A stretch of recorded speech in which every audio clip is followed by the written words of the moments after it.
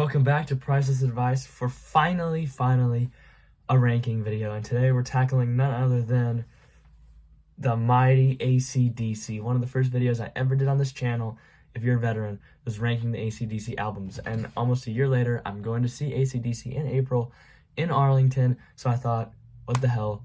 Let's do an AC/DC album ranking again, because my thoughts on these albums has changed quite a bit. My number one is now a different number one. As far as I remember, and the list has changed. I've printed out a list of how I'm going to be ranking these, and I'm not going to lie to you guys, this was extremely difficult because each one of these albums has had a special place kind of in my life. At some point, this band has gotten me through a ton. They basically what made me want to play guitar, and I just love this band to death, and I will always love them. So without further ado, let's get started.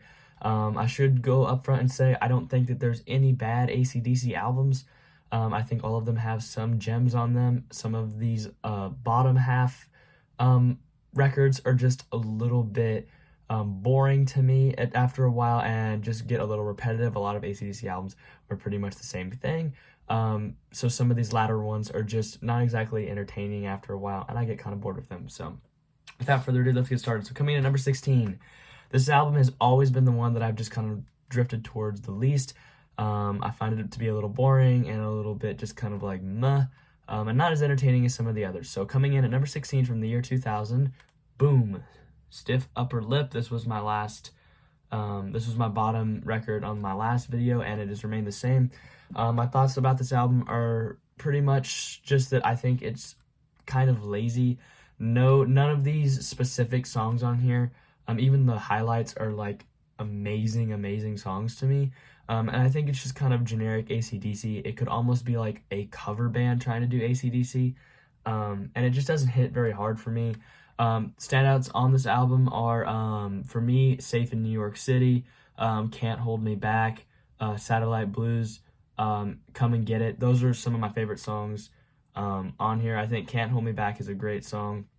The title track, Stiff Upper Lip, is the one that people usually gravitate towards the most. I think the song is not bad. I just find it to be a little boring. I think this album is very plodding. I think it's a little bit of an effort to get through, and I just don't find it as entertaining as some of their other releases. So that's all I really have to say about this. So coming in last place is Stiff Upper Lip. Next up, I don't own two AC/DC albums, and this one I don't own. And this one has never really clicked with me. It's the shortest AC/DC album, and it has some good songs on it, but to me there's just a few things on here that I just not a big fan of, and I think it's just once again kind of a generic AC/DC album that doesn't really have anything that really captivates me. And that's going to be coming in at number 15, Rock or Bust from the year 2014. There are some good songs on here. I will say Sweet Candy I think is extremely underrated. Great song. The title track, Rock or Bust, is great. Baptism by Fire I think is really cool. There's some good songs on the album, but I just find it to be very generic. Nothing really is super interesting about it. There's no songs on there that just make me go like, wow, this is amazing material, you know? So for me, that's just simply kind of where it is. A lot of these albums can be interchangeable. Some days I do prefer listening to some Stiff Upper Lip songs over Rock or Bust, but I think as an album, I would rather listen to Rock or Bust. Just my opinion. So anyways, without further ado, let's move on to number 14. I skipped ahead of the game. Number 14 from the year 1988. Good year. We're going to go with Blow Up Your Video. This album has a lot of good songs on it, and to me, that's why it's a little better than the latter two. I think there's some standalone tracks on here that are just kind of more noticeable. Heat Seeker being one of them. We got Simon Wright here on the drums, obviously, which I think Simon Wright is a very good drummer. He played a little bit with Dio as well. That's the Way I Want to Rock and Roll. The first two songs are really good. Mean Streak's kind of cool. But other highlights on here for me are Nick of Time, Rough Stuff, and This Means War. The other songs on there, they're not filler, they're just not as good. But I think there's some really solid tracks on here, and I think it's very entertaining. This is kind of a little bit of a comeback for them since their previous two albums had not done as well, and then this one did go platinum, whereas the other one didn't. Fly on the Wall, which I think is better, did not. But without further ado, 1988's Blow Up Your Video coming in at number 14. Number 13. This one is going to be a little bit of a controversial pick. and but I'll explain why. Coming at number 13, I'm gonna have to go with 1990's The Razor's Edge. This was pretty much certified their comeback album. It had Thunderstruck on it, which was, you know, their biggest song at the time, and I'd argue it's still probably one of their biggest songs ever, that Highway to Hell and Back in Black. But obviously I love Thunderstruck. I mean, it's an amazing song. But other songs on here that I think are really, really great. Fire Guns is great. Money Talks, The Razor's Edge. The first 4 songs are all great. Mistress for Christmas, I'm gonna be honest, I think it's fun, but I just don't, I don't care to listen to it. Rock Your Heart Out, I think, is good. Are You Ready is pretty good. Got You by the Balls, okay. And then A Shot of Love is great. Let's Make It. And then the last 2 songs, I don't think are great at all. Goodbye and Good Riddance to Bad Luck and If You Dare, I think are actually not, kind of one of the worst stuff AC/DC has done. And I don't want to be mean like that. But there are some strong stuff on here. I think that Chris Slade's drumming is just fantastic. I mean, I love Phil Rudd, and he's obviously the AC/DC drummer, right? But Chris Slade has so many unique aspects on this record and just so many interesting and entertaining things that we don't get to see on a lot of the other AC/DC albums. Just certain rhythms and certain ways that he plays the drums is very different. But there are some still great highlights on here. My favorite song, I'd probably say, is Money Talks. I mean, I love the song. It's great. And but overall, that's all I really have to say. That's why I think it's a little lower. I just think some of the songs aren't that great. I'm honestly not a fan of the production on this. I think it's a little too clean. But overall, I don't hate the record. As I said, I don't hate any of these. I think it's a little overrated. But still not bad per se, and definitely has some amazing material on it. So coming in at number 13, The Razor's Edge. Alrighty, everybody. Coming in at number 12, the first AC/DC album that I ever really listened to on my own. Owning my own physical copy, of course, and that's going to be Black Ice from 2008. The biggest problem I have with this album is that it's just too long. If it was shorter, it would be so much better. There's a lot of filler stuff on here, but there's some just great songs.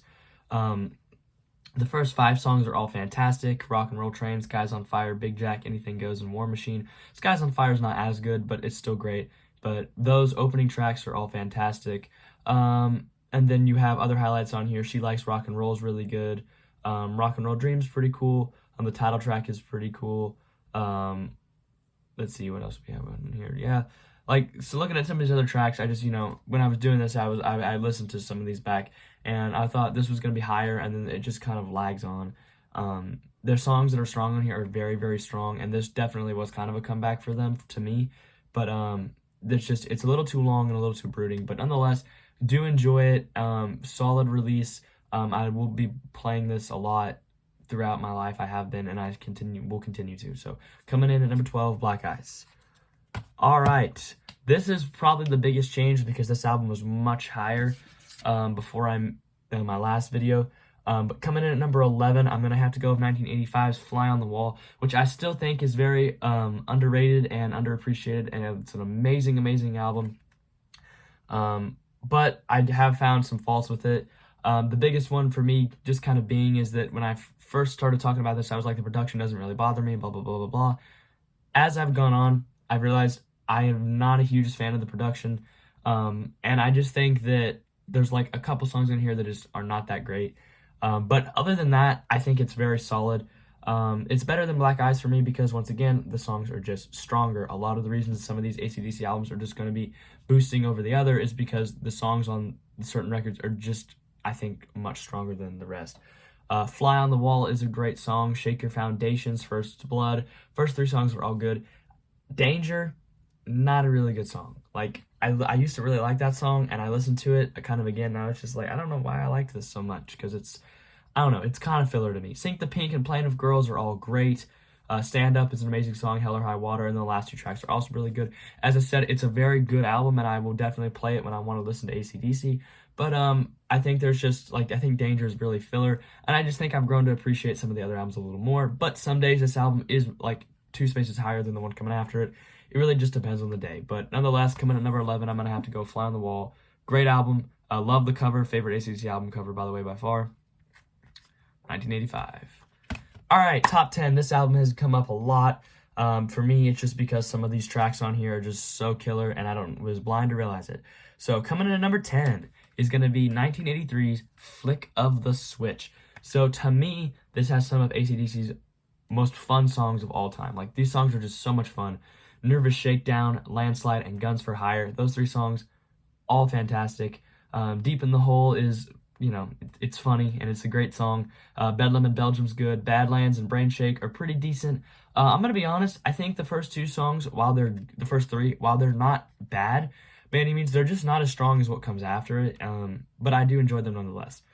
So for me, the reason this has risen above Fly on the Wall, I think the production's obviously a little better, but I think just some of the songs on here are really killer, and I just find that it's just underappreciated. And I think Guns for Hire is one of their best songs. Like, I need to say that. Like, it's such a good song. Like, it's so catchy. It's just so entertaining. Overall, the boys are doing great on this. And I definitely put it a little too low last time. The reason that it's not, like, much higher to me is, as I said, the first few songs aren't the greatest. I think that Rising Power, This House is on Fire, and Flick of a Switch, while they're great songs, once again, they're not bad, but they're just like, it's kind of generic AC/DC, and I don't get a lot of like fun out of them compared to where the latter half I have a lot more fun with, which I know people will disagree on that, and that's okay. But nonetheless, Flick of the Switch coming at number 10, great album. Coming in at number 9, I don't exactly remember where I had this one last time, but this one has always kind of remained in the middle of the pack, and that's their latest album, 2020's Power Up. Great stuff on here. There's honestly no bad songs on here. The only song that's like a tad bit filler, the only 2 are Systems Down and Money Shot, and I guess maybe No Man's Land as well. But I mean, the first like half of this is all great. Demon Fire and Witch's Spell are both great songs, super catchy. Realize and Rejection, great songs. The closing track, Code Red, is great. Through the Mists of Time is kind of commercial, but it's pretty cool. Same thing when Kick You When You're Down. It's very well produced. Obviously, it's 2020. We're gonna be sounding a little better. Brian Johnson sounds great. It is very well produced. It is a little too clean for me again for AC/DC. Some of the production, I think it's just really nice. Brendan O'Brien, which I'm pretty sure did Razor's Edge too, right? Nope, that was Bruce Fairbrain. What am I saying? Completely different. Ignore what I said. I'm just about to get so much hate in the comments. But it's a little too clean for me, but I still enjoy it. I think it's very strong, and it's probably going to be their last album, and I was very much happy with this being their last release. I think it's very, very good. So coming in at number 9, Power Up. All right. Next up, we got number 8.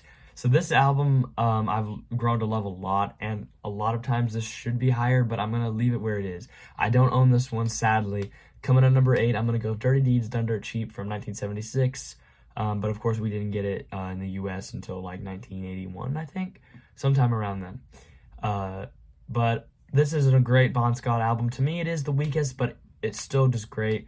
The title track is obviously classic, but songs like Ride On, there's going to be some rockin' and Ain't No Fun Waiting Around to Be a Millionaire. They're just such great songs. And this is one of those AC/DC albums that I can listen to some of the songs on here, and I can just be like kind of comforted and happy and just very solid. Problem Child's on here again. I definitely prefer it on Let There Be Rock, in my opinion. Love at First Feel and Big Balls, of course. Great songs, and it's not to me as strong as the international debut was, but still very, very good, and I think it's very solid, and it has a great album cover, and one of their best by far. Yeah, like all these AC/DC albums I'm talking about now are like definitely some of the best. All right, so coming in at number 7, and this one and Dirty Deeds sometimes to me are kind of interchangeable, but for the sake of this, I'm going to go with this album. Coming in at number 7, we have from 1981, For Those About to Rock, We Salute You. This album is great. There are a couple filler songs on here to me, with most of these AC/DC albums at this point. There's just a few on here that like on Dirty Deeds, I'd say there's like a couple like Big Balls, which I think is hilarious, but it's like it's not taking itself seriously. That kind of bring it down a little bit for me personally. But For Those About to Rock, I think is fantastic. It's very good, a very decent follow-up. Nowhere near as good as its predecessor, but still very solid. It has some of my favorite AC/DC songs on it.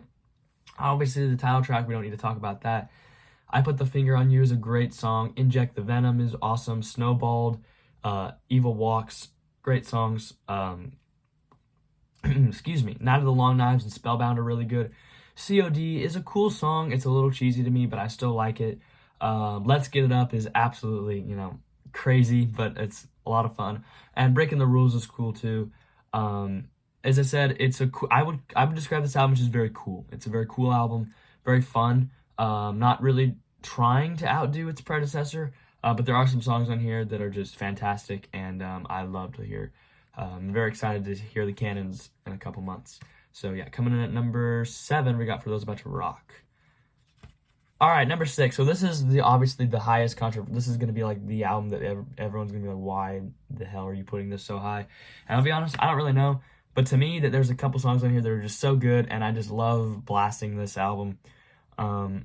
Is some of the albums before this a little better? Probably, but to me, there's just a lot of fun stuff that revolves around this record, and I find it to be very, very enjoyable. And I'm talking about 1996's Ball Breaker. I know, I put it at number 6. I put it over For Those About to Rock. I put it over Power Up. I put it over The Razor's Edge. But to me, this is just AC/DC being really, really just AC/DC. There are a couple songs on here that are not as great, like Boogeyman and Love Bomb and Burnin' Alive. Those ones are a little weaker, but oh my, there's just some great stuff on here, man. Like Hard as a Rock, great song, Cover You in Oil. The Fuhrer, that's an amazing song. The Honey Roll has a really kind of like, it's heavier. Some of these riffs are pretty heavy for AC/DC. Hail Caesar's great. Caught with Your Pants Down, Whiskey on the Rocks, Ball Breaker. It's produced by Rick Rubin, obviously you can tell. Normally I complain about clean production, but to me it works on here. It sounds just a little better. I don't really know what it is. This album is nowhere near a 10 out of 10. Like, as I said, a lot of these AC/DC albums for me are interchangeable, and only the top 5 are like peak. But this is just very underrated, I think, and underappreciated. And I know some people don't like the raunchy lyrics and some of the stuff on here, but I just find it to be very enjoyable and just some underrated gems on here. Though I do think some of the albums before it are probably definitely stronger, this has some songs on it that I just personally really love. So that's why I have to put it at number 6. So yeah, coming number 6 is Ball Breaker. I know people are going to be pissed off about that. But y'all shouldn't be pissed off about my top 5 because I feel like it's pretty generic for AC/DC fans. But nonetheless, let's get started. Coming at number 5 is the international debut, AC/DC's High Voltage. This is an amazing album. It's just so fun to listen to in the car, driving to work, or with your friends. It's A Long Way to the Top is great. Rock and Roll Singer, The Jack, TNT is obviously fantastic. Live Wire, Little Lover, Can I Sit Next to You, Girl? She's Got Balls. It's great. It's classic. I don't usually grab this one as much because I've heard it a lot. A lot of these albums here are I've heard so many times, and I would prefer to listen to Ball Breaker most days over this one. But it's so classic, it's so iconic, and it's just so awesome. And there's just so much great things going on this record. It's the debut, and it comes out very strong. They're obviously not quite gotten to their hard rock status yet, but it's fantastic and amazing for a reason. All right, coming in at number 4. So this was probably a lot higher in the last ranking if I recall, but I'm gonna have to put it here for now. Coming at number 4, I'm gonna have to go with 1977's Let There Be Rock. This is definitely when AC/DC went a lot harder. Go Down is a great opening track. Dog Eat Dog is great, and Let There Be Rock. There's all the songs on here are great. There's not a bad one on here. Overdose is very underrated. Problem Child, I get kind of sick of hearing it because it's on this, and Dirty Deeds was still great. Bad Boy Boogie's great. Hell Ain't a Bad Place to Be and A Whole Lot of Rosie are those 2 songs, fantastic. Angus is going crazy on this album. I mean, it's just great. It has some killer classic stuff. AC/DC plays a lot of these songs live for a reason. It's very, very good. Why is it not higher? Well, repetitive listens to me I've kind of realized that the other albums that I have are just a little stronger as far as an album structure goes. And personally, I have a lot of fun with this, but I think some of the other records are just much stronger and have a strong, better bass. But this is classic, and this is probably many people's number 1, and I can see why. It's fantastic and has wonderful stuff on it. I've just learned to love some of the other albums a little more, and that's just my opinion. So coming in at number 4, Let There Be Rock. All right, top 3. So y'all knew probably that these were going to be up here, but you don't know what order they're going to be in. But coming at number 3, I'm going to have to go with probably the greatest selling rock album of all time, and probably the most iconic rock album of all time too, at least one of them, and that's of course Back in Black from 1980. This is iconic. This is killer. When you think of like best-selling rock albums, there's very few that come close to this one. There's just so many amazing songs on here. Obviously, I've heard many of these way too many times on the radio, so I don't ever need to hear them again. But you just cannot deny the simple like power of this record. My favorite songs on here are for sure Hell's Bells. I've always loved Hell's Bells. Have a Drink on Me, Shake a Leg. Great songs. Let Me Put My Love Into You, Giving the Dog a Bone, and then of course all like the big hits too. The whole album was a hit though, you know. It's so classic, it's so iconic, and it's so legendary, and it's so good for a reason. You know, this is not overrated. It's not one of those things that's like, why is this so popular? No, it is popular for a reason, and it's fantastic, and I do love it. I don't listen to it as much as the others, but I mean, as I said, it's in its place for a reason. Coming in at number 3, Back in Black. All right, so these top 2 have recently always been the top 2, but it was kind of a matter of putting them where they were supposed to be. This was my number 1 for the very longest time, but I realized that this is my number 2, and I think number 1 will probably remain number 1 for a very long time, if not forever. But coming to number 2, the album that kind of started like my whole addiction to playing guitar and everything is Highway to Hell from 1979. This is obviously about as AC/DC as you can get. If I was to recommend any album to start off with AC/DC, it would be Back in Black or this album here. Every song on here is amazing. You know, this was a humongous record for them. Every song on here is great. Of course, you have the title track, but I mean, Walk All Over You and Touch Too Much, those songs alone to me boost this up all the way. Shot Down in Flames is great. If You Want Blood, You've Got It. Love Hungry Man. There's everything on here is just so good. It's so classic, and the only reason it's not number 1 is because the album that comes at number 1 for me, I find just to have just some more awesome tracks that I personally love a little more.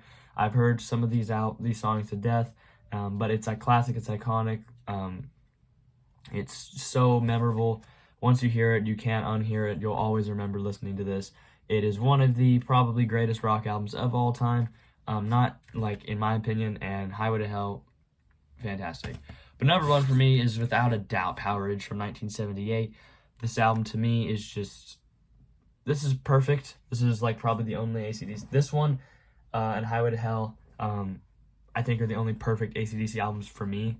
Every song on here is just so good, and I've just learned to appreciate and love some of these tracks with all of my heart, and they're just some of my favorite things that the band has done.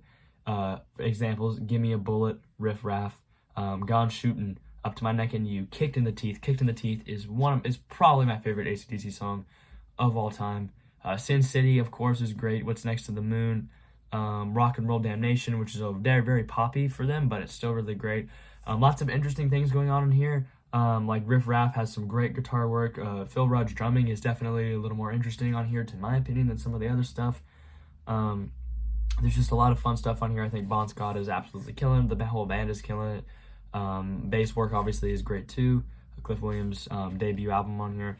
And to me, that's just what makes this album so superior. I mean, there's nothing that comes close out of all of these to me. Highway to Hell does, but everything else, it just doesn't. The album cover is iconic. Every song is just so good. And I would rather listen to this AC/DC album than pretty much any of the other ones, just any day of the week. So that's why Power Ridge to me is number 1. So that is my AC/DC album ranking. Obviously, it's probably going to be a little controversial, but hey, let me know in the comments what you think, what your opinions are.